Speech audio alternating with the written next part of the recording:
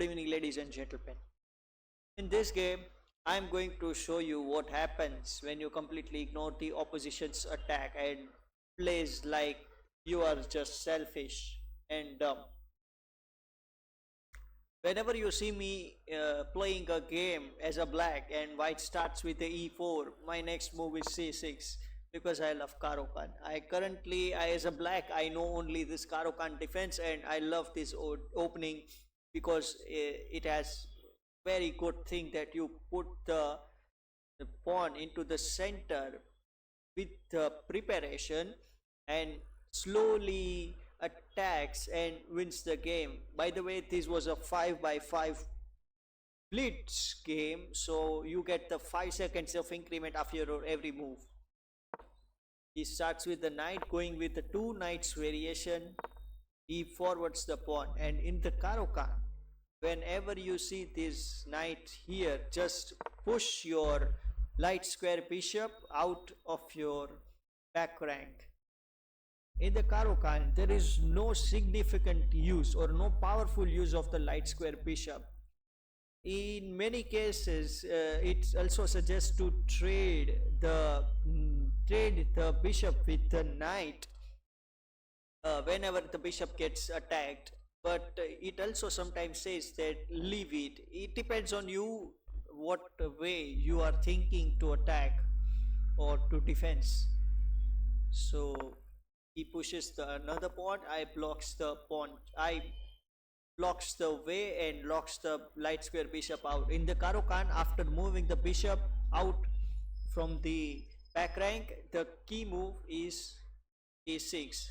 Lock the pawn chain. Now the pawn chain is very strong and I can even move my queen out, I can even move my bishop out, and I can play 2 knight maneuvers to put my knights into the center of the board.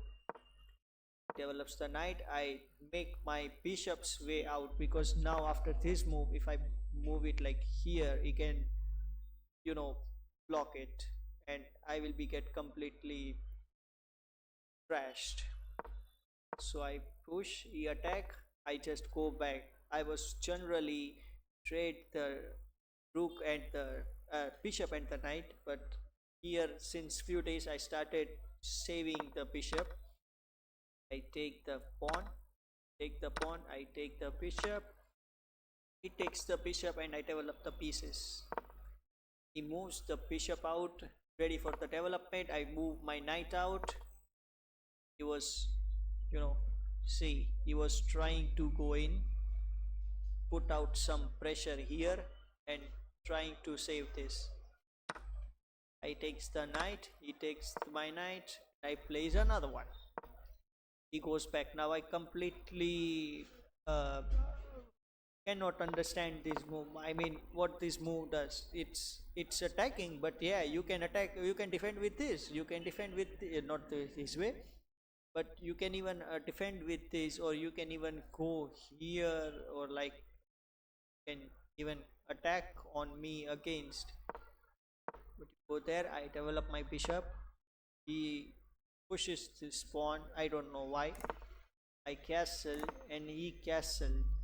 I don't know what is his intention to push this pawn. I just castle, I push the same pawn because I want to push this pawn onto the center. And now he moves his queen here. What? Where is it going? Is it going here?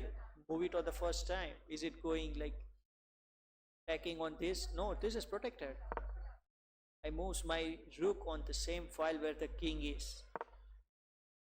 And he makes my way even more clear. Now at this point I realizes that if I have to deliver the checkmate, then I have to go here and this pawn is blocked by the pawn, so I have to get rid of this pawn. I move my queen there, so even if I get rid of this pawn and sacrifice my knight, I can directly deliver the checkmate. He goes there, he realizes that there is a big threat coming up here, so I move my second pawn here. Now I realize that I can win and get rid of this pawn and get rid of the attacker of this square, defender of this square. He pushes this pawn, I don't know what the intention. And now here the best thing for the white is to trade the pawns and somehow defend his king, which is actually in trouble because my rook and my queen have teamed up. But he pushes the pawn, and this was the biggest mistake because now I can push it more, and if you take, I will came up with here, and I can came up, and this both square will be get covered by the knight, and you cannot escape anymore. And he goes back, and this was the even worst because now it is going to be a fork. You would say, how is this a fork? Well, you cannot see it anymore, but this is a fork because I know that if you move here, I will take your rook. You will force to take the rook, take the pawn or promoted pawn, which is queen, later after taking the rook. But it takes this way, and now this is a double discovered check and fork on the queen and king, and you cannot take it with this because this is double discover check,